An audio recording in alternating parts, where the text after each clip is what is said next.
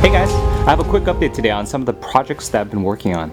If you guys haven't noticed already, I've been kind of on a Batmobile building spree, and that isn't going to change anytime soon, at least not until I complete my core Batmobile collection.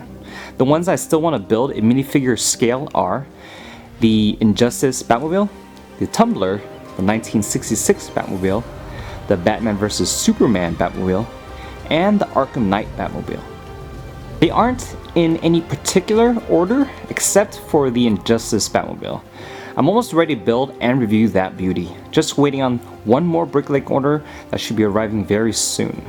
Anyways, I want to share with you guys on what potentially some of these builds may eventually look like in physical brick form. I say potentially because they are all subject to change up until the actual building process. I'll do this by giving you a look at the builds for some of these models in LEGO Digital Designer. If you aren't familiar with my channel, you'll soon find out that I like to construct models in LDD before I purchase the parts and build them in real life. Many of the Batmobiles are not of my own design, but I've carefully selected them to be added into my collection based on specific requirements. And instead of doing in-depth reviews for these, I'll go over some of those requirements that went to my decision making. As mentioned, my next build and review is of the Injustice Batmobile, and the design will be by Lucas. I'll have a link in the description to his social media if you want to check out some nice still images of it. It's definitely a beauty that not many others have attempted to recreate in LEGO form before. Lucas really set the standard with this build.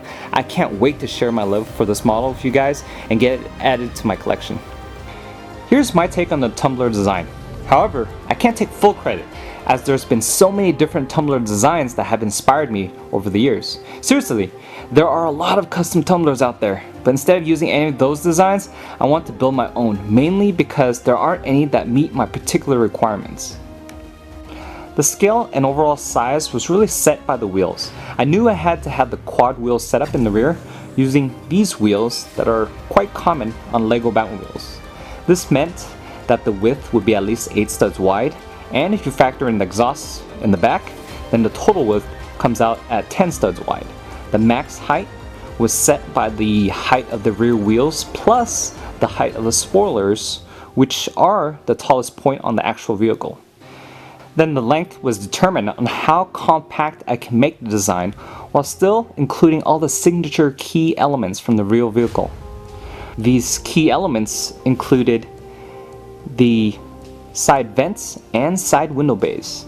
Here's a look at it next to LEGO's own design of the Tumbler, realized from set 76001, but in all black. As you can see, they're very close in scale, which is a good thing because I really like the scale of LEGOs. I just felt like it lacked the necessary detail. Both are about 10 studs wide from end to end. Mine is about a stud longer in length, and mine is 1 stud lower in height at their tallest point.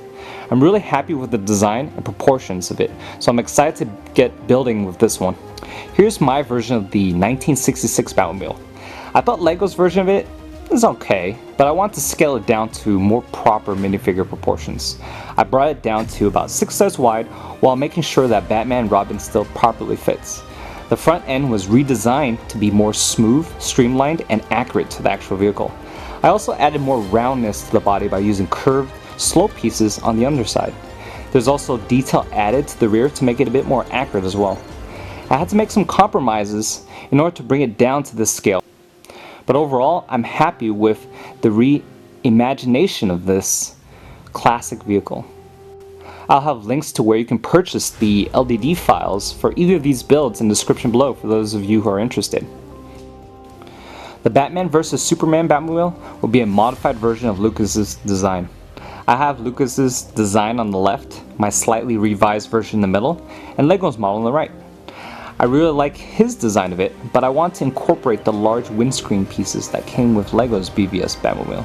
With that said, the entire build had to be recolored in order to match those pieces, which I'm completely fine with, and actually prefer, even though it may not be completely accurate to the actual vehicle. The rear wings was also redesigned to look more like LEGO's version, since I preferred how that was shaped. As you can tell, Lucas's design is significantly shorter than Lego's, and that's mainly because Lego's rear spoilers extends out really far. More importantly though, Lucas's design has a thinner profile, and that was a selling point for me. Here are some comparison shots of the real vehicle with this model so you can see how accurate it looks. I was really blown away on how he was able to capture the angles and overall shaping. There isn't much to show for the Arkham Knight Batmobile yet. I'm building this one from the ground up, but it will be heavily inspired by Malak Ball's design on Flickr. I'll have a link to his design in the description below. But there are two major design flaws that I have with his take of it. One, it doesn't appear to have an actual cockpit. I know that he tried to simulate it with the plate pieces attached at different angles, but I just don't think it accomplishes it. And two, it doesn't fit a Batman minifigure. All my Batmobiles must fit a Batman minifigure, cowl and all. That's all the updates I have for the custom Batmobile segment as of now. Now, I'm going to go back to work because I'm motivated to make a lot of progress on this. One Battle One, signing out.